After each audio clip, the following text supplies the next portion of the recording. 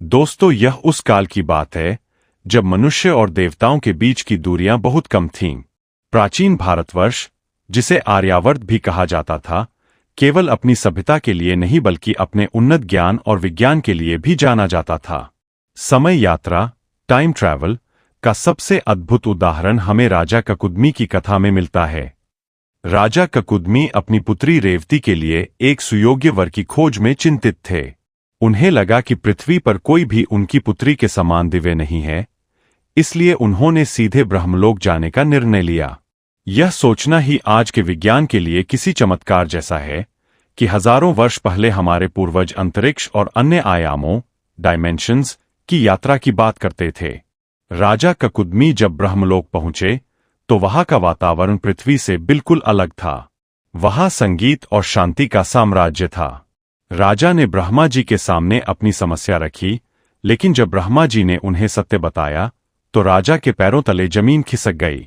ब्रह्मा जी ने समझाया कि समय की गति हर स्थान पर एक समान नहीं होती।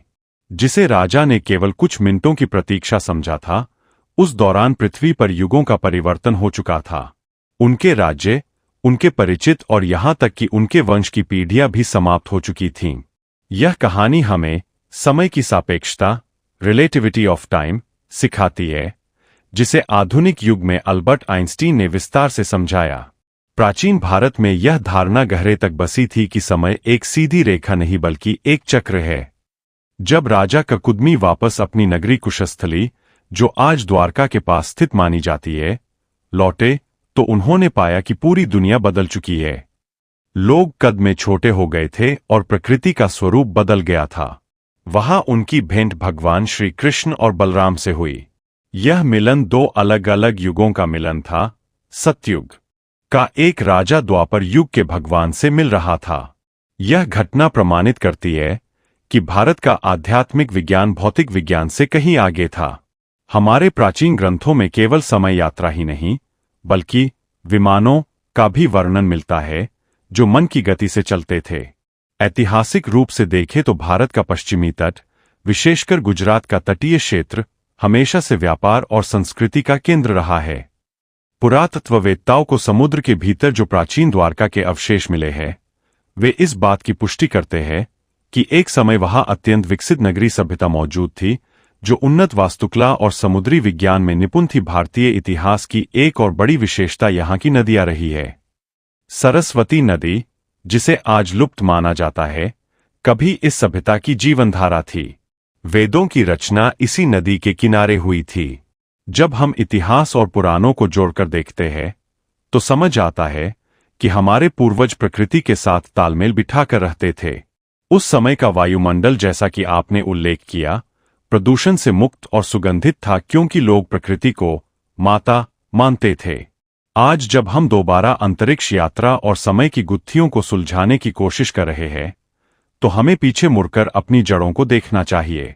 भारत की यह धरती केवल मिट्टी का टुकड़ा नहीं है, बल्कि यह ज्ञान, विज्ञान और रहस्यों का एक ऐसा महासागर है जिसका हर कतरा हमें कुछ नया सिखाता है। चाहे वह गणित में शून्य की खोज हो या खगोल विज्ञान में ग्रहों की सटीक गणना, भारत ने हमेशा विश्व का मार्गदर्शन किया है। समय यात्रा की ये कहानियां हमें प्रेरित करती है कि हम अपनी कल्पनाओं को सीमित न रखें और अपने गौरवशाली अतीत से सीख लेकर एक उज्ज्वल भविष्य का निर्माण करें। यह कहानी केवल एक राजा की नहीं, बल्कि समय की अजेय शक्ति और मनुष्य की जिज्ञासा की जीत की कहानी है। भारतीय दर्शन में समय को काल कहा गया है, और काल का अर्थ केवल समय नहीं, बल्कि मृत्यु और परिवर्तन भी होता है। हमारे प्राचीन ऋषियों ने हजारों साल पहले यह समझ लिया था कि समय हर किसी के लिए एक जैसा नहीं होता। जिस तरह आज आधुनिक विज्ञान टाइम डायलेशन की बात करता है कि अंतरिक्ष में समय धीमा हो जाता है, ठीक वही बात हमारे पुराणों में लोक के सिद्धांत के माध्यम से समझाई गई है। भारतीय संस्कृति के अनुसार इस ब्रह्मांड में कई लोक हैं, जैसे कि भूलोक, धरती, पितृलोक, देवलोक और ब्रह्मलोक। हर लोक में समय की गति अलग अलग है। उदाहरण के तौर पर हमारे शास्त्रों में बताया गया है कि मनुष्यों का एक वर्ष देवताओं के एक दिन के बराबर होता है। इसका सीधा मतलब यह है कि अगर कोई व्यक्ति देवलोक में जाकर एक दिन बिताता है तो जब वह धरती पर वापस आएगा तब तक यहां 1 साल बीत चुका होगा। यह प्राचीन भारत की समय यात्रा की एक ऐसी परिकल्पना है जो आज के वैज्ञानिकों को भी हैरान कर देती है। समय की यह भिन्नता केवल कहानियों तक सीमित नहीं थी, बल्कि इसे बाकायदा गणितीय गणनाओं के साथ समझाया गया था, जिसे कालगणना कहते हैं। समय यात्रा का एक और दिलचस्प पहलू हमें योग और ध्यान के माध्यम से मिलता है। प्राचीन ग्रंथों के अनुसार सिद्ध योगी अपनी चेतना को समय के बंधन से मुक्त कर सकते थे। वे त्रिकालदर्शी कहलाते थे, जिसका अर्थ है वह व्यक्ति जो भूत, भविष्य और वर्तमान तीनों को एक साथ देख सके। यह भी एक प्रकार की मानसिक समय यात्रा ही थी, जहां शरीर एक स्थान पर रहता था लेकिन आत्मा या चेतना समय के पार जाकर आने वाली घटनाओं को देख लेती थी। रामायण और महाभारत जैसे महाकाव्यों में भी ऐसे कई प्रसंग आते हैं जहां महर्षि नारद या अन्य देवर्षि क्षण भर में एक लोक से दूसरे लोक की यात्रा करते थे। उनकी यह यात्रा केवल भौतिक दूरी को तय करना नहीं था, बल्कि समय के विभिन्न आयामों को पार करना था। इसके अलावा हमारे इतिहास में अश्वत्थामा और हनुमान जी जैसे चिरंजीवियों का वर्णन मिलता है, जो समय के अंत तक जीवित रहने का वरदान प्राप्त कर चुके हैं। वे एक तरह से समय के साथ चलने वाले यात्री हैं, जो हजारों वर्षों का इतिहास अपनी आंखों से देख रहे हैं। यह विचार कि कोई व्यक्ति सदियों तक जीवित रहकर अलग अलग युगों को देख सकता है, भारतीय संस्कृति के समय के प्रति गहरे दृष्टिकोण को दर्शाता है। ऐतिहासिक और वैज्ञानिक दृष्टि से देखें तो भारत का खगोल विज्ञान, एस्ट्रोनॉमी अत्यंत उन्नत था। आर्यभट्ट और वराहमिहिर जैसे महान गणितज्ञों ने ग्रहों की चाल और समय के सूक्ष्म अंतर को जिस सटीकता से मापा था, वह अद्भुत है। उन्होंने बताया था कि समय एक पहिए की तरह है, जो सतयुग, त्रेता, द्वापर और कलयुग के चक्र में घूमता रहता है। जब यह चक्र पूरा होता है तो महाप्रलय आती है और फिर से समय अपनी बाल्यावस्था से शुरू होता है। इस अवधारणा को कल्प कहा जाता है। एक कल्प ब्रह्मा जी का एक दिन होता है, जिसमें अरबों वर्ष समाहित होते हैं। इस तरह की विशाल सोच दुनिया की किसी अन्य प्राचीन सभ्यता में नहीं मिलती। प्राचीन भारत के लोग जानते थे कि धरती के बाहर ब्रह्मांड की गहराइयों में समय बहुत अलग तरीके से काम करता है। हमारे मंदिरों की वास्तुकला में भी समय को दर्शाया गया है। कोणार्क का सूर्य मंदिर हो या हम्पी के रथ, ये सभी समय के पहिए को समर्पित है। अंत में यह कहना गलत नहीं होगा कि भारत की प्राचीन कहानियां और ऐतिहासिक तथ्य हमें यह सिखाते हैं कि समय केवल बीतता नहीं है, बल्कि वह हमें अनुभव और ज्ञान की एक लंबी यात्रा पर ले जाता है। समय यात्रा का रहस्य हमारे भीतर की चेतना और ब्रह्मांड के नियमों में छिपा है, जिसे हमारे पूर्वजों ने बहुत पहले ही पहचान लिया था। भारतीय प्राचीन इतिहास और संस्कृति के खजाने में ऐसी कई अनकही और रहस्यमय बातें छिपी है, जिन्हें सुनकर आज का आधुनिक इंसान दंग रह जाता है। भारतवर्ष का प्राचीन इतिहास केवल युद्धों और राजाओं की कहानियों तक सीमित नहीं है, बल्कि यह एक ऐसा विज्ञान है जो आज भी हमारी समझ से परे है। क्या आप जानते हैं कि हमारे प्राचीन ग्रंथों में अंतरिक्ष के समय और पृथ्वी के समय के बीच के अंतर को कितनी बारीकी से समझाया गया है? एक बहुत ही रोचक प्रसंग आता है मुचुकुंद का। राजा मुचुकुंद इक्ष्वाकु वंश के एक महान योद्धा थे। देवताओं और असुरों के युद्ध में उन्होंने देवताओं की मदद की थी। जब युद्ध समाप्त हुआ तो इंद्र ने उनसे वरदान मांगने को कहा। मुचुकुंद बहुत थक चुके थे। उन्होंने कहा कि मुझे ऐसी नींद चाहिए कि जो भी मुझे जगाए वह जलकर भस्म हो जाए। राजा मुचुकुंद एक गुफा में सो गए। जब वे जागे तो वह द्वापर युग था और भगवान कृष्ण का समय था। उनके लिए वह केवल एक लंबी नींद थी, लेकिन पृथ्वी पर युग बदल चुका था। यह एक प्रकार की एक तरफा समय यात्रा, वन वे टाइम ट्रैवल थी, जहां एक व्यक्ति सोकर उठता है और खुद को भविष्य की दुनिया में पाता है। यह घटना हमें बताती है कि प्राचीन काल में ऐसी तकनीक या योग बल मौजूद था जिससे शरीर की आयु को रोककर समय के पार जाया जा सकता था। भारत के प्राचीन इतिहास में शून्य और अनंत की परिकल्पना ने ही समय की गणना को संभव बनाया। दुनिया जब गिनती भी नहीं जानती थी, तब भारत के ऋषि निमिष, पलक झपकने का समय से लेकर मनवंतर लाखों साल तक की गणना कर रहे थे। एक और अद्भुत ऐतिहासिक तथ्य जो बहुत कम लोग जानते हैं वह है अगस्त्य संहिता में वर्णित प्राचीन बिजली बनाने की विधि। महर्षि अगस्त्य के ग्रंथों में ऐसे सूत्रों का वर्णन मिलता है जो आज के आधुनिक सेल या बैटरी से मिलते जुलते हैं। उन्होंने मित्रावरुण शक्ति की बात की थी, जिसे आधुनिक विज्ञान में इलेक्ट्रोलिसिस कहा जा सकता है। लोग अक्सर सोचते हैं कि क्या प्राचीन भारत में विमान सच में थे। इसका उत्तर हमें महारुद्र और सम्रांगन सूत्रधार जैसे ग्रंथों में मिलता है। इनमें विमानों के निर्माण, उनके ईंधन और यहां तक कि बादलों के बीच छिपने की तकनीक का वर्णन है। यह सब दर्शाता है कि भारत का प्राचीन विज्ञान केवल आध्यात्मिकता तक सीमित नहीं था, बल्कि वह भौतिकी, फिजिक्स और इंजीनियरिंग में भी बहुत आगे था। एक और दिलचस्प बात जो हमारे पूर्वजों को पता थी वह थी समुद्र मंथन की घटना के पीछे छिपा खगोलीय सच। हमारे पुराणों में कहा गया है कि मंथन से अमृत निकला, लेकिन वैज्ञानिक दृष्टिकोण से देखें तो यह ब्रह्मांड की ऊर्जा के मंथन जैसा है। भारत के मंदिरों में बनी मूर्तियां और उनकी बनावट अक्सर किसी विशेष नक्षत्र या ग्रह की स्थिति को दर्शाती है। उदाहरण के लिए, दक्षिण भारत के कुछ मंदिरों में स्तंभों को इस तरह बनाया गया है कि सूर्य की पहली किरण ठीक गर्भगृह में बैठे देवता के चरणों पर पड़ती है। यह केवल वास्तुकला नहीं, बल्कि समय और प्रकाश की गति का सटीक ज्ञान है। प्राचीन भारत में नाड़ी ज्योतिष जैसी विद्याएं भी थीं, जिनमें तार के पत्तों पर हजारों साल पहले ही भविष्य के लोगों का विवरण लिख दिया गया था। इसे भी एक तरह की समय यात्रा ही माना जा सकता है, जहां ज्ञान समय की सीमाओं को तोड़कर भविष्य तक पहुंचता है। आज के युवाओं को यह जानकर गर्व होगा कि भारत ने ही दुनिया को बताया कि पृथ्वी गोल है और वह अपनी धुरी पर घूमती है। आर्यभट्ट ने आर्यभट्टीय में साफ लिखा था कि जिस तरह नाव में बैठा व्यक्ति किनारे के पेड़ों को पीछे जाता देखता है, उसी तरह स्थिर दिखने वाली पृथ्वी वास्तव में घूम रही है। यह वह ज्ञान था जिसने आगे चलकर दुनिया के नक्शे और समय की पहचान बदली।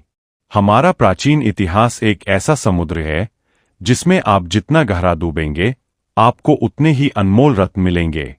एक और अद्भुत ऐतिहासिक तथ्य जो बहुत कम लोग जानते हैं वह है अगस्त्य संहिता में वर्णित प्राचीन बिजली बनाने की विधि। महर्षि अगस्त्य के ग्रंथों में ऐसे सूत्रों का वर्णन मिलता है जो आज के आधुनिक सेल या बैटरी से मिलते जुलते हैं। उन्होंने मित्रावरुण शक्ति की बात की थी, जिसे आधुनिक विज्ञान में इलेक्ट्रोलिसिस कहा जा सकता है। लोग अक्सर सोचते हैं कि क्या प्राचीन भारत में विमान सच में थे। इसका उत्तर हमें महारुद्र और सम्रांगन सूत्रधार जैसे ग्रंथों में मिलता है। इनमें विमानों के निर्माण, उनके ईंधन और यहां तक कि बादलों के बीच छिपने की तकनीक का वर्णन है। यह सब दर्शाता है कि भारत का प्राचीन विज्ञान केवल आध्यात्मिकता तक सीमित नहीं था, बल्कि वह भौतिकी, फिजिक्स और इंजीनियरिंग में भी बहुत आगे था। एक और दिलचस्प बात जो हमारे पूर्वजों को पता थी वह थी समुद्र मंथन की घटना के पीछे छिपा खगोलीय सच। हमारे पुराणों में कहा गया है कि मंथन से अमृत निकला, लेकिन वैज्ञानिक दृष्टिकोण से देखें तो यह ब्रह्मांड की ऊर्जा के मंथन जैसा है। भारत के मंदिरों में बनी मूर्तियां और उनकी बनावट अक्सर किसी विशेष नक्षत्र या ग्रह की स्थिति को दर्शाती है। उदाहरण के लिए, दक्षिण भारत के कुछ मंदिरों में स्तंभों को इस तरह बनाया गया है कि सूर्य की पहली किरण ठीक गर्भगृह में बैठे देवता के चरणों पर पड़ती है। यह केवल वास्तुकला नहीं, बल्कि समय और प्रकाश की गति का सटीक ज्ञान है। प्राचीन भारत में नाड़ी ज्योतिष जैसी विद्याएं भी थीं, जिनमें तार के पत्तों पर हजारों साल पहले ही भविष्य के लोगों का विवरण लिख दिया गया था। इसे भी एक तरह की समय यात्रा ही माना जा सकता है, जहां ज्ञान समय की सीमाओं को तोड़कर भविष्य तक पहुंचता है। आज के युवाओं को यह जानकर गर्व होगा कि भारत ने ही दुनिया को बताया कि पृथ्वी गोल है और वह अपनी धुरी पर घूमती है। आर्यभट्ट ने आर्यभट्टीय में साफ लिखा था कि जिस तरह नाव में बैठा व्यक्ति किनारे के पेड़ों को पीछे जाता देखता है, उसी तरह स्थिर दिखने वाली पृथ्वी वास्तव में घूम रही है। यह वह ज्ञान था जिसने आगे चलकर दुनिया के नक्शे और समय की पहचान बदली।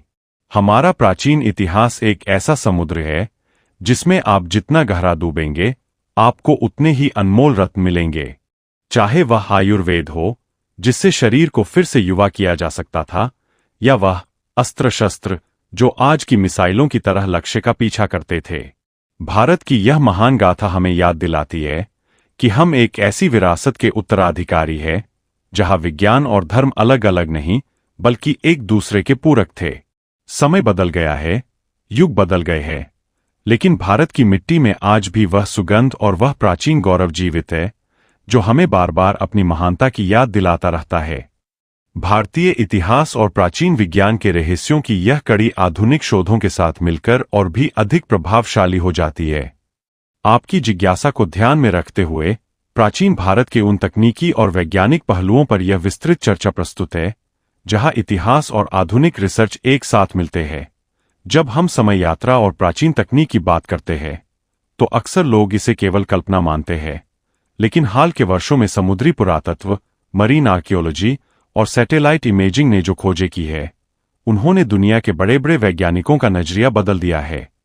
इसका सबसे बड़ा उदाहरण गुजरात के खंभात की खाड़ी और द्वारका के तट पर मिलता है। नेशनल इंस्टीट्यूट ऑफ ओशनोग्राफी के वैज्ञानिकों ने जब समुद्र की गहराई में शोध किया तो उन्हें एक पूरी की पूरी व्यवस्थित नगरी के अवशेष मिले। कार्बन डेटिंग और आधुनिक रिसर्च से पता चला कि यह बस्ती लगभग 9000 साल पुरानी हो सकती है।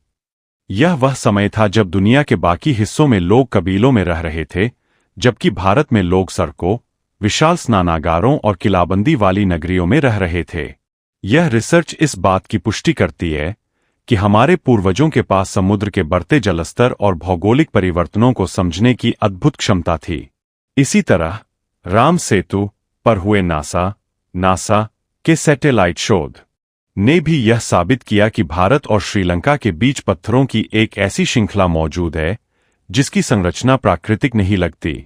यह प्राचीन इंजीनियरिंग का वह चमत्कार है जिसे आधुनिक विज्ञान आज भी समझने की कोशिश कर रहा है कि कैसे भारी पत्थर पानी पर तैर सकते थे। समय और ब्रह्मांड के रहस्यों से जुड़ा एक और अनूठा शोध शून्य और बाइनरी सिस्टम पर आधारित है। आज पूरी दुनिया का कंप्यूटर विज्ञान जिस शून्य और एक पर टिका है, उसकी जड़ें प्राचीन भारत के पिंगल ऋषि के छंद शास्त्र में मिलती है। शोधकर्ताओं का मानना है कि प्राचीन भारतीयों ने हजारों साल पहले ही वह गणित विकसित कर लिया था जो आज की क्वांटम फिजिक्स और आर्टिफिशियल इंटेलिजेंस का आधार है। समय यात्रा के संदर्भ में देखें तो हमारे उपनिषदों में अंतरिक्ष को कहा गया है, जिसका अर्थ है वह अनंत विस्तार जहां से सब कुछ उत्पन्न होता है। आधुनिक वैज्ञानिकों द्वारा खोजा गया ब्लैक होल और वॉर्म होल का सिद्धांत, जो समय यात्रा का संभावित द्वार माना जाता है, हमारे दर्शन के शून्य और ब्रह्मा के विचार के बहुत करीब है। इसके अलावा दक्षिण भारत के मंदिरों जैसे कि लेपाक्षी या हम्पी में बनी हैंगिंग पिलर्स, हवा में झूलते खंभे और म्यूजिकल पिलर्स पर जब रिसर्च हुई तो पता चला कि उन पत्थरों के भीतर ऐसी ध्वनि तरंगों, साउंड वेव्स का संतुलन है जो आज की आधुनिक इंजीनियरिंग के लिए भी एक चुनौती है।